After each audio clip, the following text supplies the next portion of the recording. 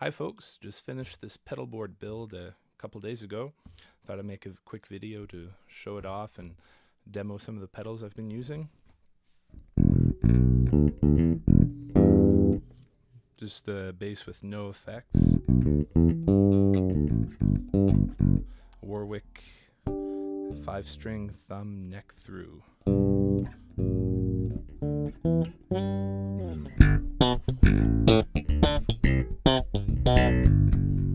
Sounds pretty cool.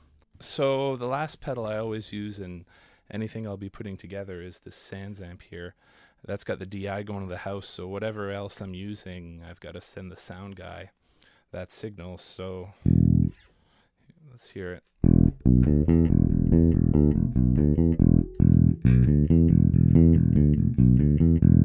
It's got a bit of a mid-scooping type of effect. You could turn it into a mid-enhance depending on how you use the bass and treble. I just kind of take a little bit out of the mids. The Warwick's a pretty mid-heavy bass to begin with. Kind of nasally. This kind of mellows it out.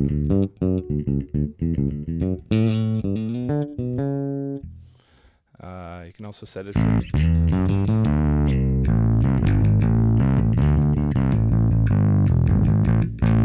bit of distortion, a bit of overdrive.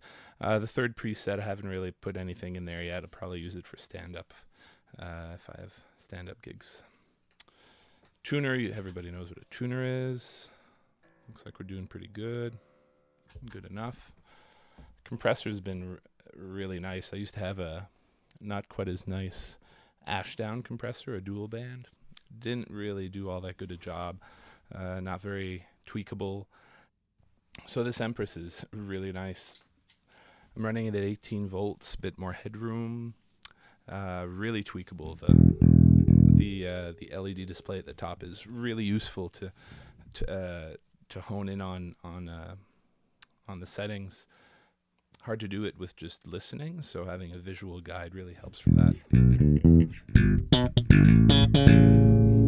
Let's see if we can hear a difference here.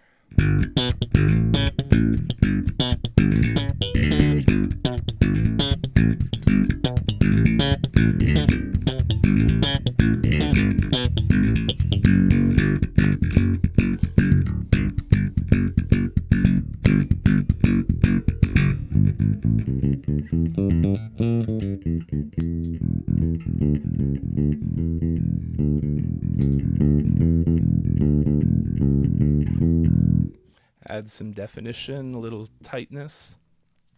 So basically the compressor's always on, so is the Sans amp. Octave. Nice for kind of an all-purpose thing. You can use it for some maybe dancier tunes.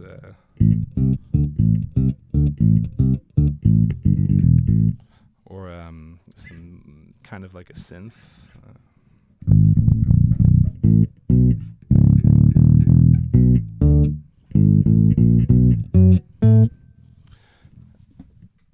This little guy here is quite strange. It's a sample rate reducer.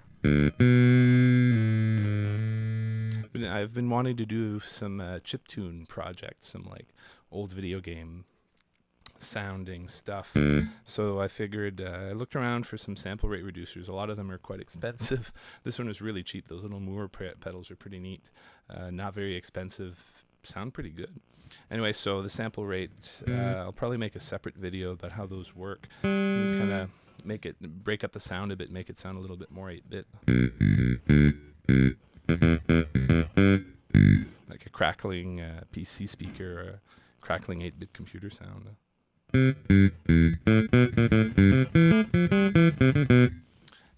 It's got a bit of a ring mod effect depending on where you set the sort of like the carrier frequency, the sample rate. And if the frequency you set it at is too close to the frequency of the notes you're playing, you get some weird ring modulator effects.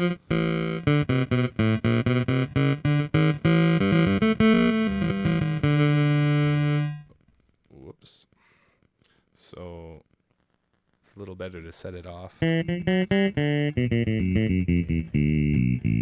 And if you throw some octave before, It adds that sparkling high end that can sort of sound like a synth in a pinch.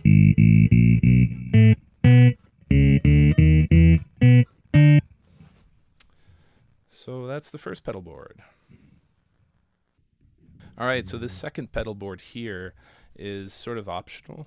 Most gigs I'll just be taking the left one with me, the one that we saw earlier with the compressor and the octave. That's the essential stuff I'd use on any gig, including the SansAmp DI. But I had a bunch of extra other pedals here, the flanger.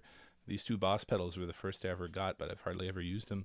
I got the microsynth a couple years ago for a big sort of showcase gig that had a bunch of 80s songs in it. Did a great job for those 80s sounds. I got the cue balls recently to go along with this pedal board build, get a filter with a few more options on it, and a fuzz here, another more.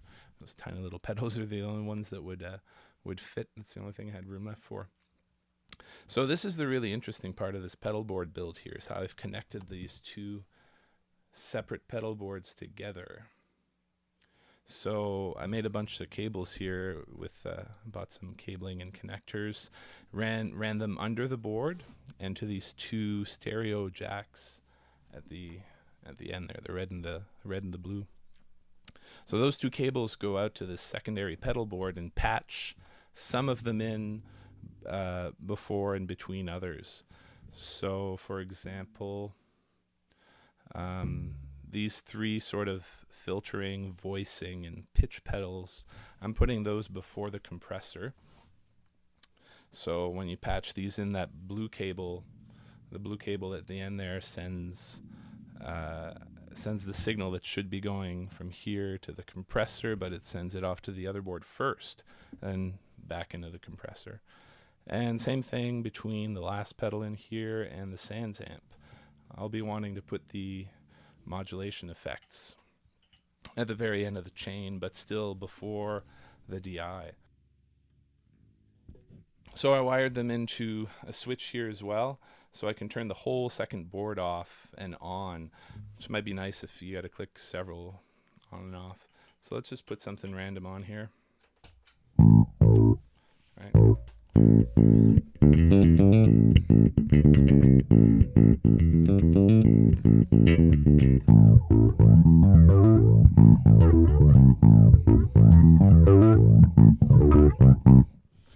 So there you go. I'm actually really surprised at how well that worked. It didn't work well at first. I had trouble making the cables, but I ironed out those kinks after a lot of trial and error. It's nice though. If I have to do it again, it'll be pretty sharp. I'll show you guys after. I built a little box to go under all these switches and the switch and the two jacks there, stereo jacks, to shield that box. You know, the signal's going through there. I want to make sure there's no RF going in. All right, so what do we got on this other pedal board? So the first thing through is the micro synth. This is pretty sweet. I built a little plexiglass. I got to work with plexiglass with this project. So I built a little plexiglass shield here, guard. The little knobs seemed like they were pretty fragile, so nice protection there. Really solid. It turned out well. There's the bass micro synth. It's really neat. You can just use it as a voice box first. So this is just the clean signal.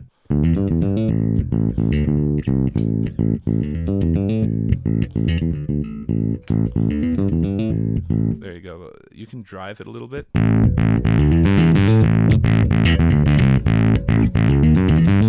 So there's a little bit of mild distortion right in there. Throw in some other voicing, some octaves, get some synthy kind of sounds.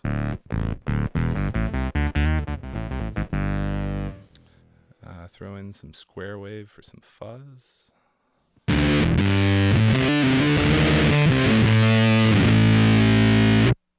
So that's just the voicing without even using the trigger. The trigger lets you use the envelope filter sweep. So let's see. Point, point, like the Ottawa kind of thing. Throw some resonance so you can notice it a little better.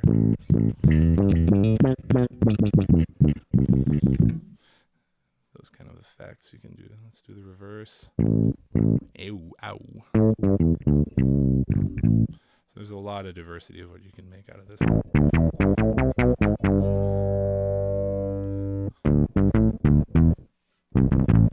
Pretty fun, pretty 80s, all purpose.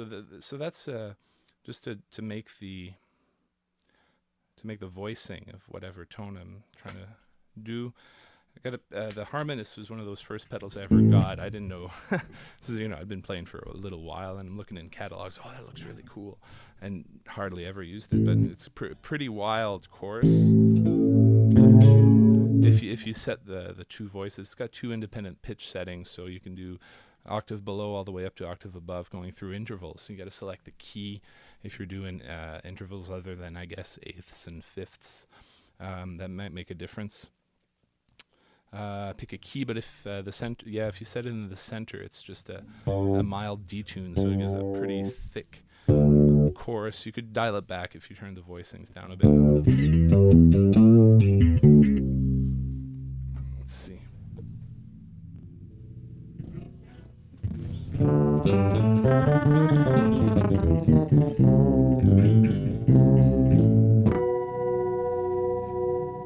So lots of voicing potential there, at least in terms of harmonies.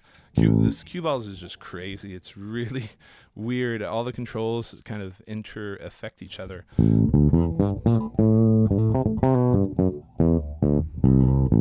So it's kind of like it's a filter section. It's an envelope filter section. So it's like this section here on the micro synth. But what you can even do is choose your voicings ahead of time with the harmonist and the micro synth here, and then that's too much octave.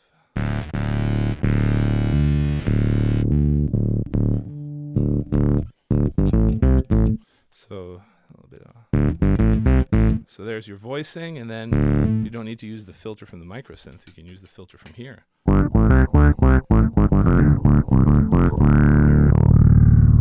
And it's quite a bit more wild.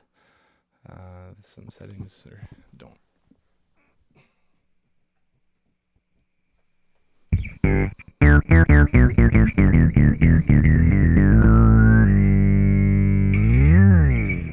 So lots of options there, and another distortion.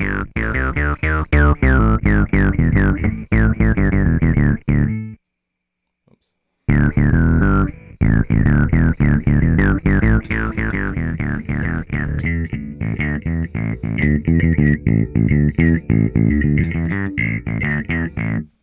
So lots of variety for voices.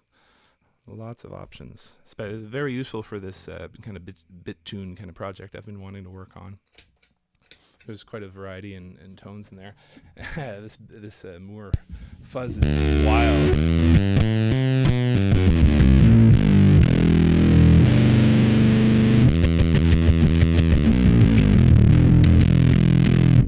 So that's a bit more extreme options. Flanger. This one's got pretty. You can dial in a lot of different things, especially if the manual knob does some sort of weird stuff near the bottom of the manual. And this chorus is kind of mild.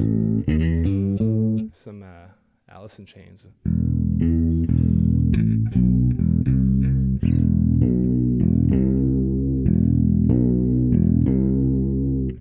And then you can always turn the whole thing off.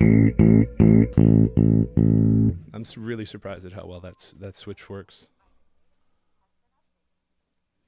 So it has. All right. So that's about it. I guess I'll show the underneath as well. All right. So this is what's underneath this bad boy. Let's take it apart first.